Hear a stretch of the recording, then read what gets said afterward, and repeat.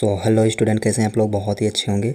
तो देखिए, ये आपका नई एनसीईआरटी जिज्ञासा जो आपकी क्लास 6 की है, इसका चैप्टर नंबर 5 हम लोग करने वाले हैं।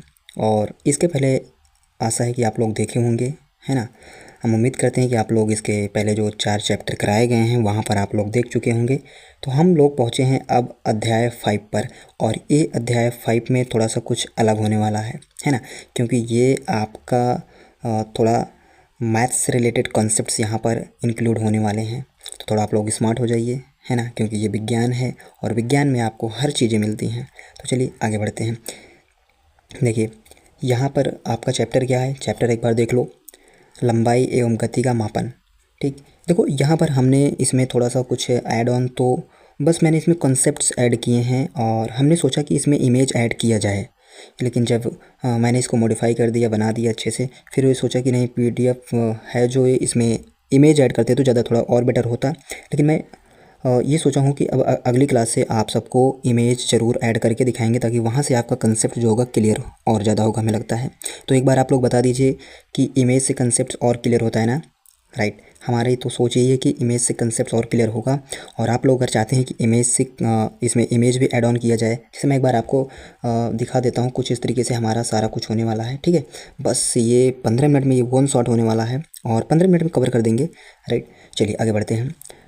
चलिए ठीक है, और फॉलो कर लीजिए हमारे चैनल को और शेयर भी कर दीजिए अपने दोस्तों को जो भी हैं, ठीक। चलिए देखिए, मापन की आवश्यकता और पारंपरिक तरीके। देखिए, हमारा चैप्टर का नाम ही है लंबाई एवं गति का मापन। तो पहला हमारा पॉइंट क्या है, पॉइंट हमारा क्या है, मापन की आवश्यकता और पारंपरिक तरीके। पारंपरिक तरीके का मतलब है जो पहले से चले आ रहे हैं ना, उसकी बात कर रहे हैं। तो थोड़ा देखिए, मापन का इतिहास प्राचीन काल से ही भारत में मापन प्रणालियों समृद्ध इतिहास रहा है, ठीक है। हमारे प्राचीन भारतीय साहित्य में उंगली की चौड़ाई, देखो हमारे प्राचीन भारत में, कहने का मतलब जो पुराने व्यक्ति थे, पूर्वज थे, वो किस तरीके से मापन प्रणाली का प्रयोग करते थे, ये बात कहा जा रहा है इसमें। जैसे देखो, बहु उंगली, धनुष और योजन जैसे मात्रकों का प्रमुखता से वर्णन मिलता है। इसके साथ ही सिंधु सरस्वती हड़प्पा सभ्यता के ऐतिहासिक स्थलों की खुदाई में से भी ऐसे अवशेष मिले हैं जिन पर पैमाने को स्पष्ट चिन्ह बने हुए हैं। देखिए, ये सिंधु सभ्यता क्या है, सिंधु सरस्वती सभ्यता क्या है, हड़प्पा सभ्यता क्या है। एक्चुअली ये सिविलाइजेशन जो है, ये बहुत पुरानी सिविलाइजेशन है ना। 5000 पुरानी सिविलाइजेशन है ये, उसके बारे में चर्चा कर रहे हैं। वहाँ की चीज़ें से आपको रिलेट करने का प्रयास कर रहे हैं कि वहाँ से खुदाई करने के दौरान ये सारी मापने के तरीके कुछ वहाँ से मिले हुए हैं, ठीक है। फ़िलहाल ये हिस्ट्री का पॉइंट है, ये आपको हिस्ट्री में ज़रूर मिलेगा आगे चलकर। चलिए देखिए, हम आपको हिस्ट्री जब कराएंगे तो वहाँ पर ये सारा कुछ क्लियर करेंगे, ठीक है। इसको मैं हिस्ट्री में क्लियर कर दूंगा। चलिए अब देखिए, अमानक मात्रक जो नॉन स्टैंडर्ड यूनिट्स हैं, पुराने समय में अथवा आज भी ग्रामीण इलाकों में बोलचाल के दौरान लोग अपने शरीर के अंगों का उपयोग करके लंबाई मापते हैं। देखिए, मापते हैं, जनरली बात यही है कि मापते हैं। यहाँ पर कुछ उदाहरण है, देख सकते हो कि आम बोलचाल में भी लोग अपने बॉडी के जो पार्ट्स हैं उसके सहायता से मापने का प्रयास करते हैं। देखिए, जैसे बालिस्ट हो गया, ये हैंड स्पैन होता है, जो हाथ के अंगूठे से कनिष्ठ का सबसे छोटी अंगुली तक फैले पंजे की चौड़ाई, ठीक है, इसे मापने का प्रयास करते हैं। और देखिए, कदम से मापते हैं, हाथ की मुट्ठी की लंबाई। देखो जैसे कैसे नापते हैं, समझिए। हमारे कदम जो है पैर के पंजे की लंबाई, या चलते समय 2 कदम 3 कदम, है ना, 2 फाल 3 फाल, इस तरीके से नापते हैं, ठीक है। 1 हाथ 2 हाथ। और देखो यहाँ पर कोहनी से लेकर अंगुली की छोर तक की लंबाई, कोहनी से लेकर अंगुली की छोर तक की लंबाई, इसे मापने का प्रयास करते हैं। तो ये पुरानी पद्धतियाँ हैं जो पूर्वजों प्रयोग करते थे। थोड़ा आगे और बढ़ते हैं। आगे क्या है, आगे देखिए कि आगे क्या है। देखिए, मुख्य समस्या क्या है डिसएडवांटेज, जो अलग अलग व्यक्तियों के शरीर के अंग का आकार और माप भिन्न भिन्न होता है, इसलिए इन अमानक मात्रों से मापा गया परिणाम हर व्यक्ति के लिए अलग आता है, जिससे भ्रम और अनिश्चितता पैदा होती है। भाई, आपने एक छोटा सा बच्चा है जो 5 साल का है, वो अपने हाथ से नाप रहा है 1 हाथ, और वहीं पर एक 25 साल का व्यक्ति है जो अपने हाथ से नाप रहा है 1 हाथ। तो दोनों में क्या होगा, डिफरेंस होगा, है ना। इसकी लंबाई में क्या होगा, डिफरेंस आएगा, राइट। अब आगे थोड़ा सा बढ़ते हैं। तो यही बोला जा रहा है कि मुख्य समस्या ये है, डिसएडवांटेज जो हैं ये हैं। ठीक, अब देखिए उसमें क्या समस्याएं थी, जो पुरानी पद्धतियां हैं उनमें समस्याएं क्या थी, ये समस्याएं थी। ठीक है, अभी भी लोग आप अगर वायर ख़रीदने जाएंगे किसी भी शॉप पर, तो वहाँ पर कहीं कहीं लोग अपने हाथ से ही नाप कर दे देते हैं, एक हाथ है ना, उसको मान लेते हैं कि 1 मीटर है। राइट, आगे चलिए। मात्रक यूनिट को 2 मुख्य भागों में विभाजित किया गया है। समझिए कौन कौन से। किसी भी भौतिक माप को हमेशा 2 भागों में व्यक्त किया जाता है। पहला संख्या, जो माप का परिणाम बताता है कि कितना है। राइट, फिर मात्रक, जिसमें वह चीज़ मापी गई है वो मात्रक बताएगा, किसमें यह मापी गई है, केजी में मापी गई है कि ग्राम में मापी गई है। कोई भी चीज़ होती है मापक करने के लिए ये 2 तरीके होते हैं। पहली बार तो उसकी क्वांटिटी बताएगी कितना है, फिर वो बताएगी किस चीज़ में मापा गया है, सेंटीमीटर में मापा गया, मीटर में मापा गया है, ये होता है। राइट, आगे देखिए, आगे क्या है।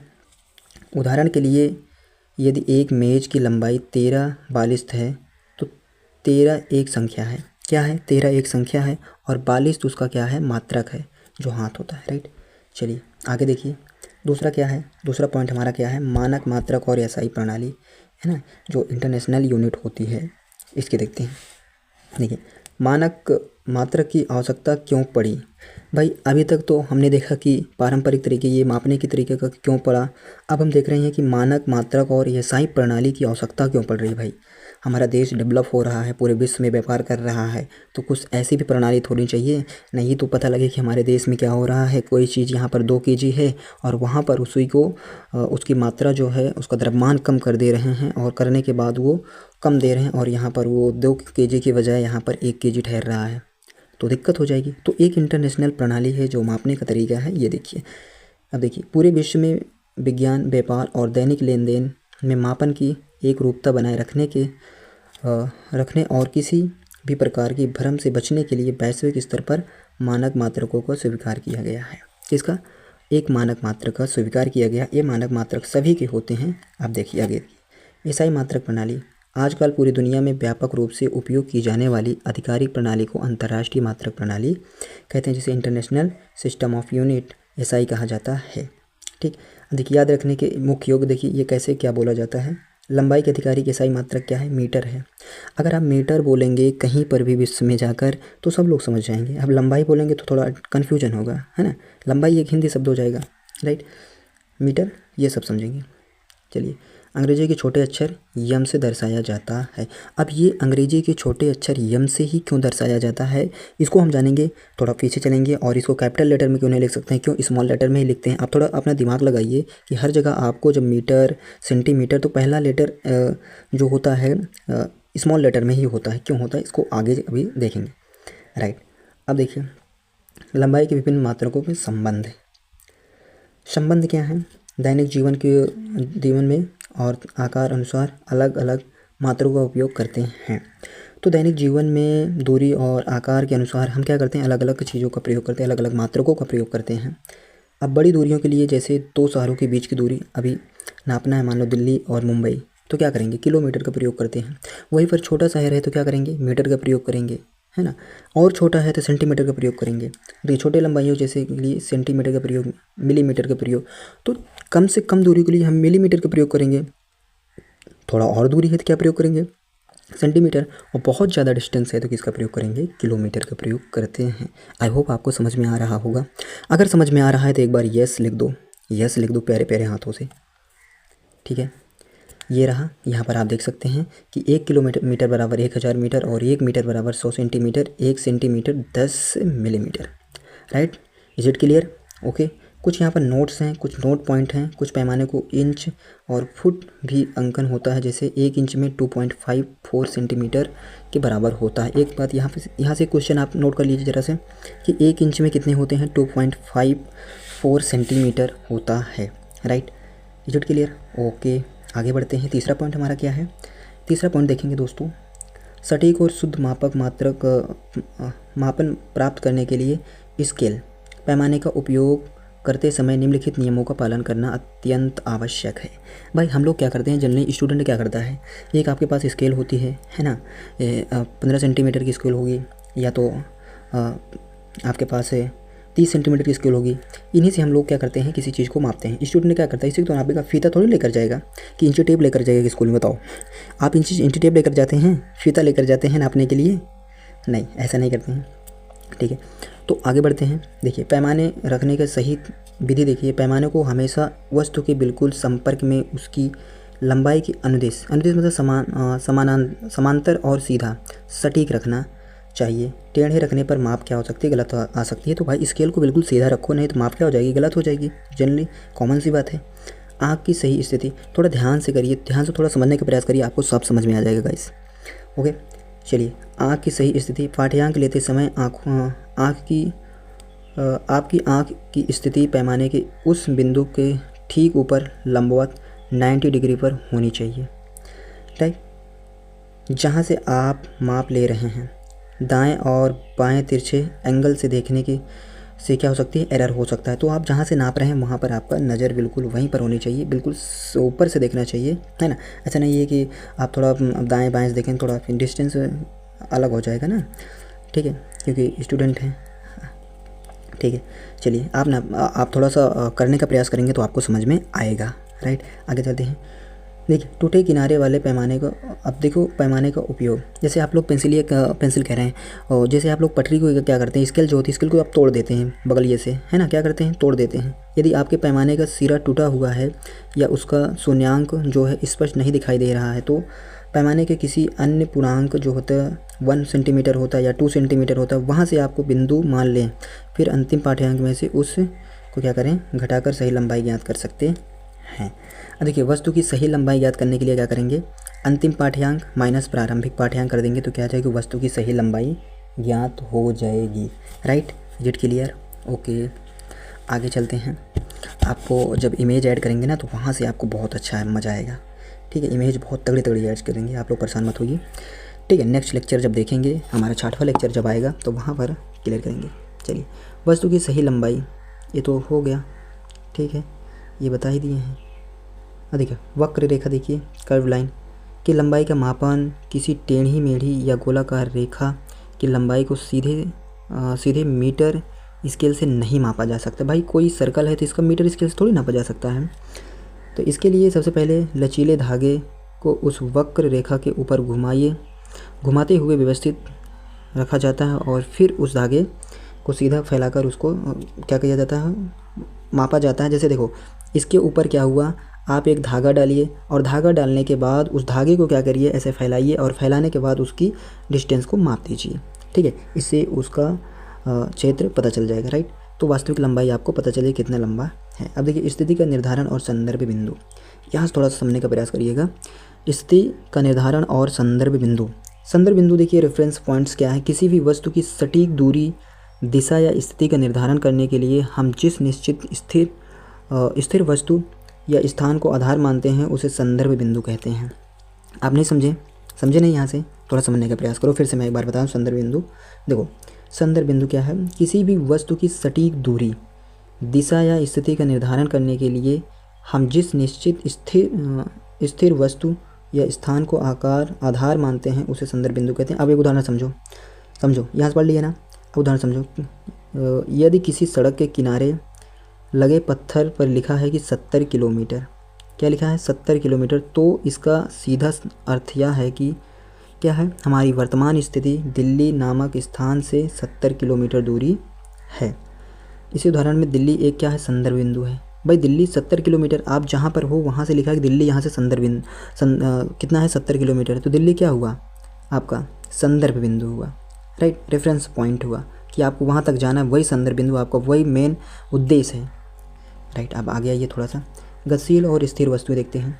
गतिशील और स्थिर वस्तुएं, हमारे आसपास की सभी वस्तुएं उनकी स्थिति आधार पर दो मुख्य भागों में वर्गीकृत किया जाता है। पहले तो वस्तु या तो गतिशील होगी या तो स्थिर होगी।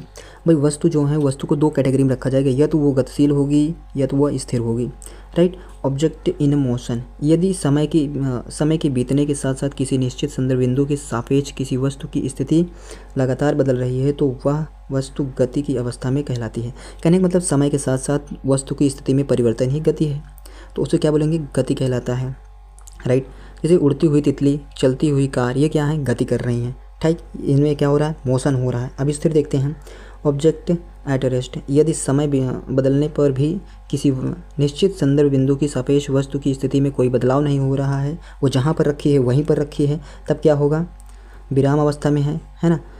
तो विराम अवस्था कहलाती है, क्या कहलाती है, विराम अवस्था कहलाती है ना। रेस्ट पॉइंट कहलाता है, ठीक है, रेस्ट वस्तु है। जैसे घर क्या हुआ, रेस्ट में है। पेड़ क्या हुआ, रेस्ट में है। बिजली क्या हुई, बताओ, बिजली का खंभा, बिजली नहीं, बिजली तो चलती रहती है भाई। बिजली क्या है, बिजली का खंभा क्या है भाई, वो भी रेस्ट में है, राइट। अब देखिए गति की सापेक्षता, रिलेटिव ऑफ मोशन। गति हमेशा चुने गए संदर्भ बिंदु पर निर्भर करती है। उदाहरण के लिए चलती हुई स्कूल के अंदर बैठे छात्र, है ना, क्या, चलती हुई स्कूल की बस जो है, बस के अंदर बैठे छात्र आपस में एक दूसरे के संदर्भ में स्थिर हैं, परंतु सड़क पर बाहर खड़े किसी व्यक्ति के संदर्भ में वे सभी तीव्र गति से आगे बढ़ रहे हैं। कोई व्यक्ति बाहर खड़ा है तो उसके नज़र में क्या हो रहा है कि ये संदर्भ बिंदु जो है ये बहुत ही तेज़ जा रहे हैं, ये मोशन कर रहे हैं, ठीक है। अब आगे बढ़ते हैं थोड़ा सा भाई, थोड़ा सा आगे बढ़ते हैं। गति की प्रकार देखते हैं। गति के प्रकार, यहाँ पर देखिए गति के प्रकार। तो गति के प्रकार क्या हैं, भौतिक संसार में वस्तुओं के अलग अलग प्रकार गमन करती हैं। मुख्य रूप से गति 3 प्रकारों में विभाजित किया गया है। गति को 3 कैटेगरी में बांटा गया है, एक बार आप लोग देख लीजिए। पहला क्या है, सरल रेखीय गति, वृत्तीय गति और दोलन गति। मेनली ये 3 अभी पढ़ना है, आगे चलकर आपको और भी मिलेंगे, अभी 3 पढ़ना है। अब देखिए सरल रेखीय गति क्या है और ये दैनिक जीवन में इसका उपयोग क्या है, राइट। ये वृत्तीय गति क्या है, सर्कुलर मोशन क्या है ना, ठीक है। अब देखिए जब कोई वस्तु एक बिल्कुल सीधी या सरल रेखा में एक मार्ग पर गति करती है तो क्या है, सरल रेखीय गति है। जैसे कि देखो उदाहरण क्या है, परेड में सैनिकों का मार्च पास्ट, पेड़ नीचे से गिरता हुआ फल, सीधे पटरी पर दौड़ती हुई ट्रेन, क्या है, ये सरल रेखीय गति है, मतलब सीधा चल रहा है जो, वो सरल रेखीय गति है, राइट। अब वृत्तीय गति देखते हैं। जब कोई वस्तु किसी निश्चित बिंदु को केंद्र मानकर उसके चारों ओर वृत्ताकार पथ पर चक्कर लगाती है। जैसे किसी, क्या बोला जा रहा है यहाँ पर, समझो पहले। जब कोई वस्तु किसी निश्चित बिंदु को केंद्र मानकर, एक निश्चित बिंदु केंद्र मान लिया और वो क्या कर रही है, उसके चारों ओर चक्कर लगा रही है, तो उसे वृत्ताकार पथ पर चक्कर लगाती है, तो उसे क्या कहते हैं, वृत्तीय गति कहते हैं। जैसे घड़ी की सुई क्या है, ये इसका संदर्भ बिंदु इन्होंने माना है, एक पॉइंट मान लिया है ना, निश्चित बिंदु।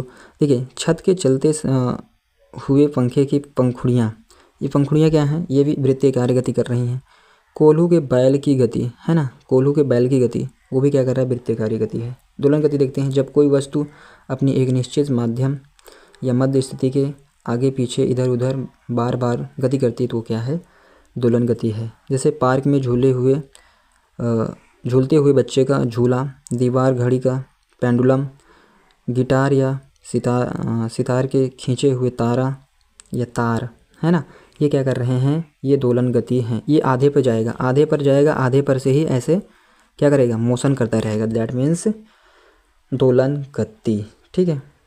आगे थोड़ा देखते हैं, आवर्ती गति देखते हैं, है ना। पीरियोडिक मोशन क्या है, जब कोई गति एक निश्चित और समान समय अंतराल के बाद बार बार खुद को दोहराती है तो उसे आवर्ती गति कहते हैं। ध्यान दें कि वृत्तीय गति और दोलन गति दोनों ही प्रकृति में आवर्ती गति के उत्कृष्ट उदाहरण हैं, ठीक है। क्या है, ये आवर्ती गति के ही उदाहरण हैं। तो ये क्या करती है, आवर्ती गति फिक्स टाइम में वो उसी का चक्कर लगाती रहती है, घूमती रहती है, तो ये क्या हुआ, आवर्ती गति हुआ, राइट। नाउ वृत्तीय गति और दोलन गति दोनों ही प्रकृति में आवर्ती गति के क्या है, उत्कृष्ट उदाहरण है, राइट। यहाँ तक समझ में आया।